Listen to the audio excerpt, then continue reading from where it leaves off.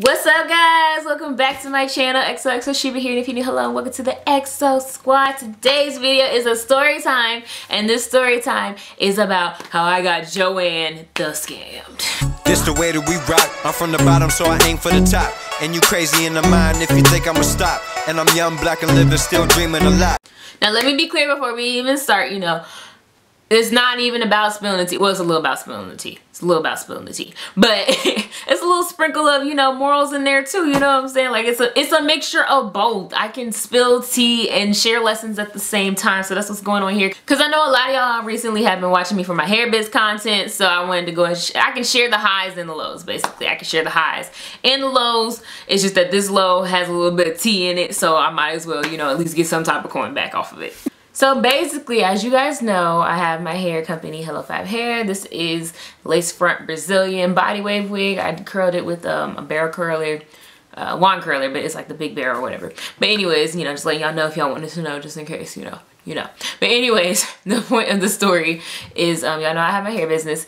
And when we were getting started last year, we put a lot into it. Fix my pillow. We put a lot into it, money-wise, work-wise, all of that. We just put a lot into it. And so when it got to the marketing portion, Grace and I were like, all right, well, let's try working with some influencers because, people who run hair businesses want to work with me. So I was like, well, let me just switch gears and now be them and try it out. You know what I'm saying? And mind you, everything was just a trial and error basis. Like, we're just trying to see what works and all of that stuff. So, just trying out stuff we see people do or that they talk about with their businesses and going that route. So we sent a few products out to influencers. We sent out lashes and stuff like that to different influencers, and that all went out well. And then I sent we sent hair to one YouTuber because we wanted to try that out, but it was more of a risky thing because hair is more expensive to send and take a loss from than it would be to send out the lashes. So we looked through YouTube, and it's not even somebody you would even guess who it was or anything like that, but we would look through YouTube to see who we wanted to work with, and we sent out a lot of emails, and one person ended up responding. Yeah, like, here's the thing. You're going to send out a lot of emails to people, and some people want to work with you, some people won't when you're a new business because you can't afford to pay them as much as like the bigger brands do. Like for us, we usually pay people like commission and stuff to work with us, or if they have a smaller flat rate free, if they're a smaller influencer, then we do that, stuff like that. But anyways, the point is, sometimes it's harder to work with people because you're not going to be able to pay them what they're looking for. So there was this particular YouTuber. I was basically just shooting my shot and seeing if they would be interested in doing it for commission, and they said yeah. So that was awesome. I was like, okay. They're a lot bigger than I was, so I was like, I really at the time wanted somebody else to kind of be behind the brand as well, just add more people besides myself. Then after I emailed the YouTuber, I sent out the hair, they gave me their address to send it to, all that stuff. Good to go, right? So I'm thinking about how brands contact and deal with me. Usually they'll email me when they see the package has arrived because they'll check the tracking too, and they'll be like, your package has arrived, when can we expect a video? Or some of them might wait for you to just post or whatever. So I went the route of emailing when the package arrived, and I was like, hey, package arrived, when can we expect your video to be done? I wasn't even really giving them a time frame I wanted to see it done. I just, wanted to know what they could do. Really flexible there. So they answered back and said it would just be a week. So I was like, okay, wow, that's really fast because it's bundles, not necessarily a whole wig. And I knew they would probably want to turn it into a wig or do something like that with it. I gave them, free reign. It was 3 bundles and a closure. So I was like, well, that's really fast for the fact that you still got to make something with that and do something with it, all that stuff. So after that, a week went by and no video. Like, I checked that whole week, no video. So I'm like, okay, what's happening here? Like, what's the tea? What's going on? So I still waited because me being an influencer and me being what's the word, a brand as well, I kind of knew both sides. So I was like, I would like to see the video out when you said it was gonna be out.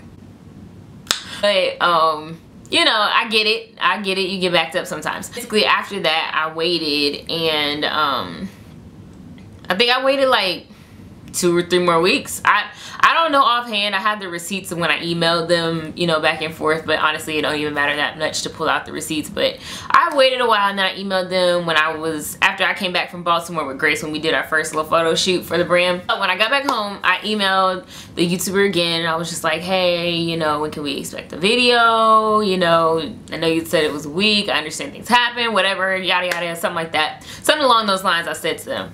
And they replied that, you know, they let me know something had happened in their family and it got them really backed up and blah, blah, blah, and all that stuff. I emailed back, you know, I'm not trying to be a cold heart monster or anything like that.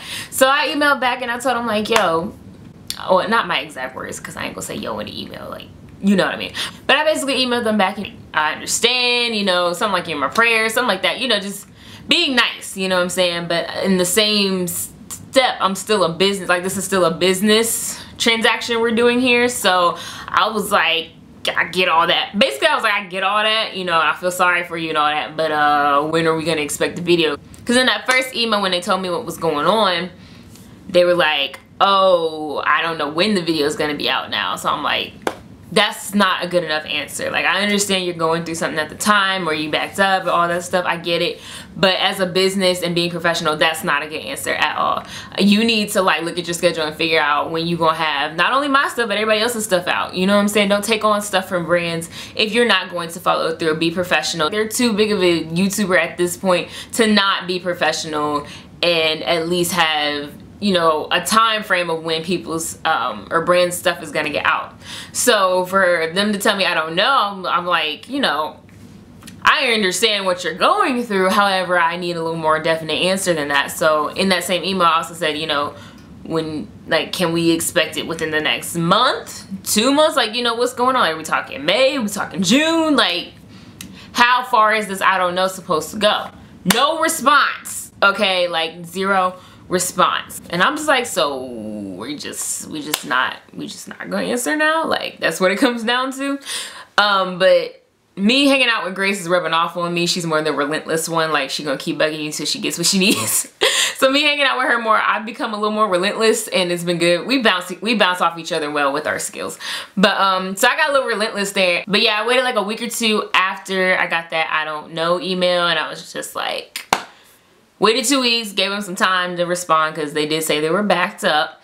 So when that happened, I emailed again, like I said, and still nothing, like no response. So I'm like, okay, like, are you about to jip us? I feel like that's where this is going. Like, we about to get scammed out of some hair.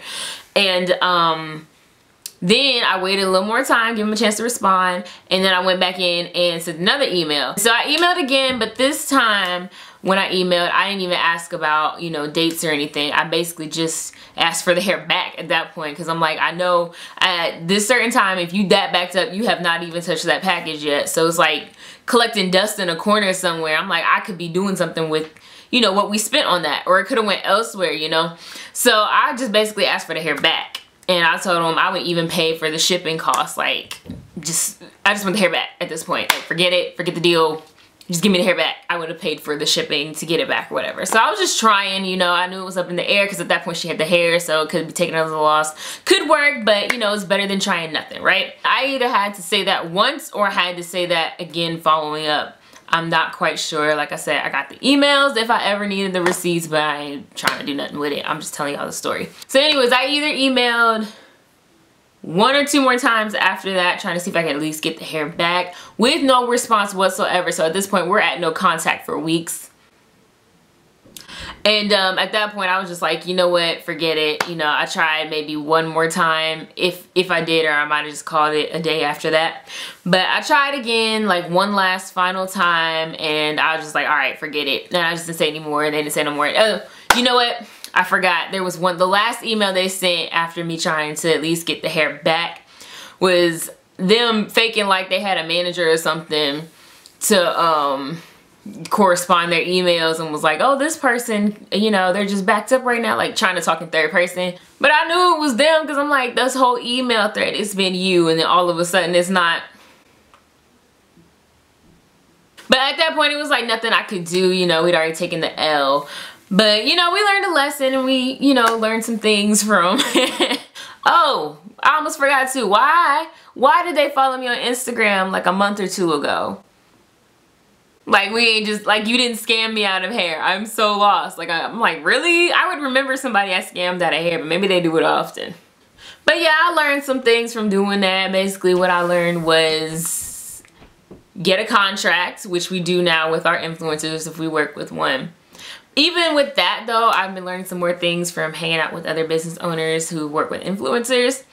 The contract really is more so to scare people because they can still lose, like, there's still not much you can do with the contract if it's not really legally binding. I think that's the word I'm looking for. Like, if it's not credible enough. And honestly, you're not gonna end up taking anyone to court at the end of the day because you didn't, it's not worth as much as you spent.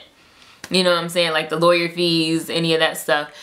That hassle is not worth as much as you probably spent to, I guess, lose out on the hair money. So, yeah, so it's like really kind of nothing you can do when a influencer scams you. Everybody hurts. Unless it's like huge dollars or something, like a major company, then they'll probably go free because they probably gave you a lot of money. But for us small companies like that, there's really kind of nothing you can do. But what I did learn from watching some other people's videos was that it's a good thing to, what's the word I'm looking for? My thoughts be leaving me all the time. Oh, it's a good thing to like send them flyers, like send Instagram influencers or YouTuber. Well, it don't really work that well for YouTube, but send some flyers and stuff to Instagram influencers instead of hair. Cause I was watching some other girl's video who was talking about how to promote. She said how she sent hair and all they wanted was the hair. Like that was their offering, like send them hair and they'll promote you. And they took her hair and never promoted her. Even when she asked them about it, like they just didn't do it. Like they didn't do what they said they was gonna do. And so she learned from that she just wanted to send flyers. So that's where I got that idea, was just send flyers to people until you have money that you can potentially lose. Otherwise you're taking a bigger hit to your brand than you really needed to. Because you can make some flyers like with your pricing or sales and stuff like that, sent to an influencer. They can promote it on their story or their Instagram or something like that, and like their page, something like that. And that way you have a less of a chance of losing as much. And that's not to say you shouldn't try working with YouTubers or anything like that, or somebody where you have to send an actual product to, because I've sent lashes to a girl on YouTube before and it went fine. Like they promoted their stuff and got, you know, it went fine. Like they did exactly what they said they was going to do. So it could go either way, but some people, you know, there are people out there who want to scam people or who will say they're going to do something and not follow through. So you just got to be really careful and you know, play your cards right. I mean, you know, life is life. Stuff gonna happen. You're gonna have learning experiences. That's how you grow. That's how I look at it. And, you know, it wasn't enough for me to lose to where I'm just like boiling in my blood and stuff like that. It ain't that serious. It's more so annoying. But I wanted to go ahead and share that because I know a lot of you guys, as of recently, watch me for my hair business content. So, you know, I don't mind sharing the highs and the lows. You know, it could go either way. It ain't all peaches and cream all the time, okay? But, oh well, it is what it is. It's a learning experience. I get to share it with you guys so you don't have to do the same mistakes I did if you're trying to start a hair business or a business in general where you need to promote. So, I just wanted to go ahead and share that. Spill a little tea for you guys, but also spill a little lesson for you guys, okay? You know, add a little moral to the story. Sprinkle a little moral in the story. But yeah, guys, thank you so much for watching. Don't forget to like, comment, and subscribe. And I will see you guys in my next video. Bye.